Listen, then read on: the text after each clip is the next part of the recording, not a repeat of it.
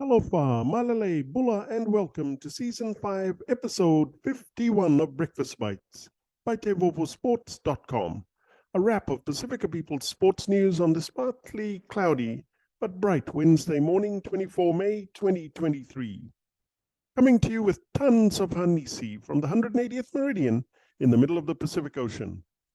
In rugby, former All Black star and popular Sky Sport commentator Justin Marshall was so frustrated by the lop-sided contest between the Crusaders and Moana Pasifika last Friday night at Mount Smart Stadium that he switched channels to watch Rugby League.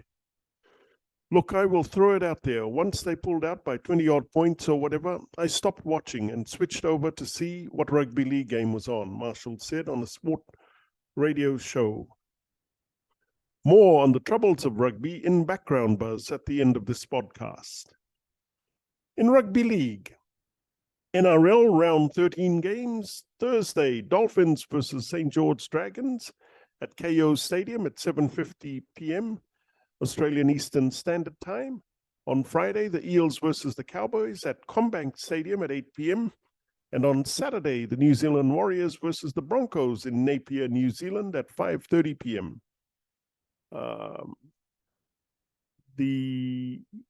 Also on Saturdays, the South Sydney versus the Raiders at Accor Stadium at 7:35 p.m. And on Sunday, the Knights versus Manly at McDonald Jones Stadium at 4:05 p.m. Teams on bye are the Bulldogs, the Panthers, the Roosters, Sharks, Storm, Titans, and Tigers, because, of course, of Origin 1 next Wednesday. In boxing, Tyson Fury stole the show at a media conference in Melbourne yesterday for the Parker Django fight.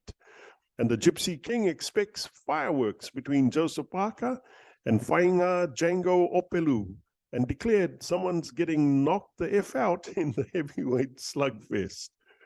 Fury is in Melbourne to support his brother, Joseph Parker, against Opelu as the two face off tonight at Margaret Court Arena in a blockbuster night of fights. In football, Spanish police arrested 7 people yesterday over 2 incidents of racial abuse targeting Real Madrid's Brazilian star Vinicius Jr., including one last weekend that sparked an international outcry. The player has been taunted by opposition fans since joining Real Madrid, but the latest incident has kicked up a storm over whether Spain is doing enough to stamp out racism in football. In sports biz, organizers of the Paris Olympics 2024 said they have sold 6.8 million tickets out of 10 million available, with 14 months left before the opening ceremony, brushing off criticism that prices are too high. The organizing committee president said the second ticketing phase that ended last week exceeded expectations, despite some fans and athletes complaining about high prices. The most expensive tickets are US $2,900 for the opening ceremony, and the sports with the highest prices are the athletics, swimming, and basketball finals. The cheapest tickets are US $26 and were quickly snapped up. In the NBA, the Lakers are gone. All hail King Jokic. 2-time NBA most valuable player Nikola Jokic led a second-half fight back with 30 points for the Denver Nuggets to send LeBron James and the Lakers crashing out of the postseason 113-111 at the Crypto.com arena to complete a 4-0 Western Conference sweep and reach the NBA Finals for the first time in their franchise history. Jokic recorded his 8th triple-double of the postseason, surpassing Wilt Chamberlain's record, which had stood for 56 years. Now the big question hangs over the future of LeBron James. Okay, sports fans, on Background Buzz today, I take a closer look at just how much trouble rugby union in the Southern Hemisphere is in. This after off-duty Sky Sport commentator and former All Black star Justin Marshall revealed that he was so frustrated by the lopsided contest between his old team, the Crusaders, and the winless Moana Pasifika last Friday night that he switched channels to watch Rugby League. Look, I will throw it out there. I stopped watching the Crusaders, Marshall said on SENZ Sport Radio Show. Once they pulled out by 20-odd points or whatever, I switched over to see what rugby league game was on. Marshall's frank admission follows the scathing assessment that was made about the state of the game of rugby by former All Blacks, Black Ferns head coach and New Zealand Coach of the Year, Wayne Smith, earlier this month. Speaking on a New Zealand rugby-backed podcast, Smith said he could no longer bear to watch a game between the Highlanders and Western Force in Perth because he was so frustrated by the rules and the fact that driving mauls are still allowed to be a part of a team's attacking arsenal. During his assessment of the sport earlier this month, Smith said he had no problems with the quality of the players, but that he was getting frustrated with the game. I watched the game the other day between the Highlanders and the Force, and the ref had his arm out the whole time. Every single play, there's an advantage, Smith said. Then, we're going to go 7-8 phases, and if it goes nowhere, we're going to come back, and it's going to be a penalty. Then 30 seconds to kick the ball out, and another 40 seconds for the line out to happen. It's going to be a drive that's going to collapse, and it's going to be an arm coming out. It's going to come back to another penalty. Kick to touch, another drive. Then a yellow card comes out because they do it again.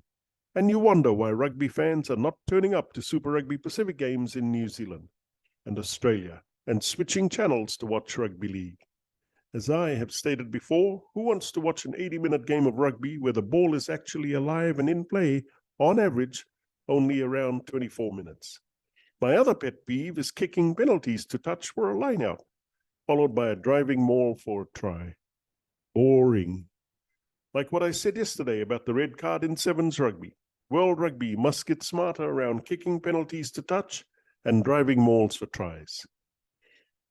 On to the Super Rugby Pacific competition itself, where the Brumbies gifted the Western Force a 34-19 win last week. Consider this. The Western Force snapped a 14-game losing streak against the Brumbies, the triumph their first since 2013. And it only happened because the Brumbies were missing no less than 8 Wallabies as part of Rugby Australia's World Cup resting policy.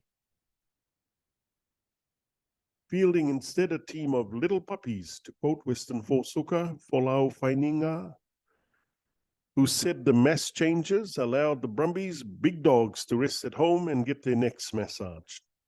The Force raced out to a 21-0 lead within inside of 25 minutes, then eased off before going on to secure the win, ensuring they ended the round in 8th spot ahead of the Highlanders. Who knows? Was there collusion between these Aussie franchises? Was Rugby Australia in on it? Who knows? Okay, the Fijian draw didn't help themselves, losing to the Force earlier in Perth. But that was always a tough road trip, especially when you're flown in from Fiji to Sydney, then across Australia in one day to play on Friday. So with 2 more rounds to go, it's all bunched up, with the Reds in 7th place on 23 points, Western Force 8th on 22 points, the Highlanders in 9th on 19 points, the Fijian Drua are 10th on 17 points, and the Rebels 11th on 16 points. Key must-win games in round 13 this weekend on Friday. The Highlanders host the Reds, the Rebels host the Force, the Fijian Drua hosts Moana Pasifika in Lautoka on Saturday. Whoever you support, boy, it's going to be close. And that's a wrap. For TEIVOVOsports.com, I'm Calden Kamea. Please hit the like button and subscribe button below if you want to receive more Pacifica sports highlights on Breakfast Bites. Mahalo, vina'a, and thank you all too much for all your love and support.